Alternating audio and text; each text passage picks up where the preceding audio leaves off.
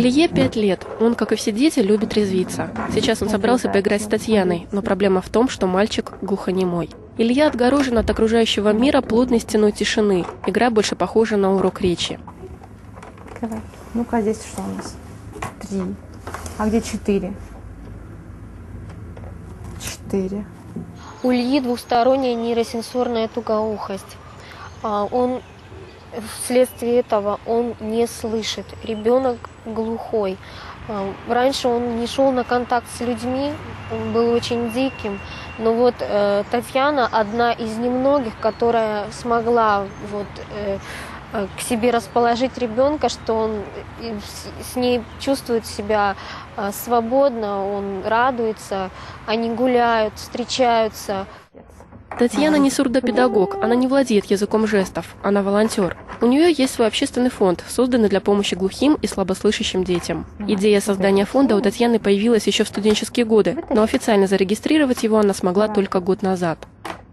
У меня была близкая подруга, которая была слышащая, она родилась в семье глухих. У нее были глухие родители, и мы вместе с ней учились.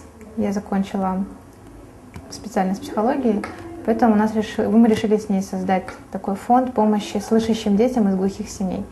Но когда стали заниматься уже непосредственно работой, столкнулись с тем, что помощь нужна больше глухим детям. Вопросы организации волонтеры фонда решают вместе. У ребят нет своего офиса, они собираются в небольшом помещении, которое им предоставили друзья, тоже волонтеры. Здесь они могут просто пообщаться и обсудить все вопросы, касающиеся спонсорской поддержки, которым чаще всего оказывают международные или неправительственные организации. Когда приезжают какие-то иностранцы, либо люди, которые хотят помочь, ты пишешь как от себя, да, что ты столкнулся с этой ситуацией, что вот есть такой человек, которому нужна помощь. Поэтому способы разные.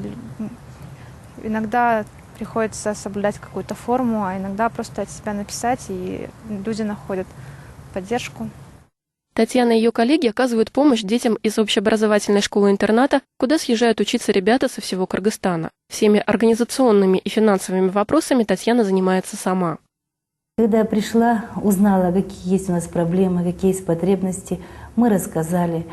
И было большим подарком то, что, узнав, что у нас нет методической литературы, особенно новой, Татьяна стала искать спонсоров и смогла приобрести для наших детишек методическую литературу. Это буквари для 1 класса. Это необходимый предмет для нашей школы. Знакомство с новым миром. Сегодня мы приехали в школу, чтобы сделать пару снимков, для того, чтобы отправить эти кадры людям, которые готовы помочь. Это, возможно, будущие наши спонсоры. Они сейчас за рубежом. Мы готовим для них материал, чтобы оказывать этой школе в дальнейшем помощь. Совсем недавно в одном из торгово-развлекательных центров Бишкека фонд провел акцию в поддержку глухих детей. Ребятам устроили благотворительный концерт с конкурсами. Это мероприятие помогло детям с ограниченными возможностями хоть на какое-то время отвлечься от своего недуга и проблем, связанных с ним. Основная моя цель, она не глобальная, не помочь всем неслышащим и глухим людям в нашем Кыргызстане, да? Хотя бы взять нескольких маленьких детишек, которые потеряли слух, которые рождены глухими, и попробовать хоть как-то изменить их жизнь, сделать немножко ярче, может быть, изначально просто принести праздник, да? Илья – будущий ученик школы-интерната для глухих. Сейчас Татьяна решила прогуляться с ним, покатать мальчика на аттракционах. В зале с качелями и детскими игровыми автоматами шумно и ярко. Но Илюша не слышит гула маленьких самолетов и машин. Его внимание привлекает только цвет, колорит. Татьяна старается помочь ребенку понимать звуки окружающего мира не физически. Она учит Илью слышать сердцем.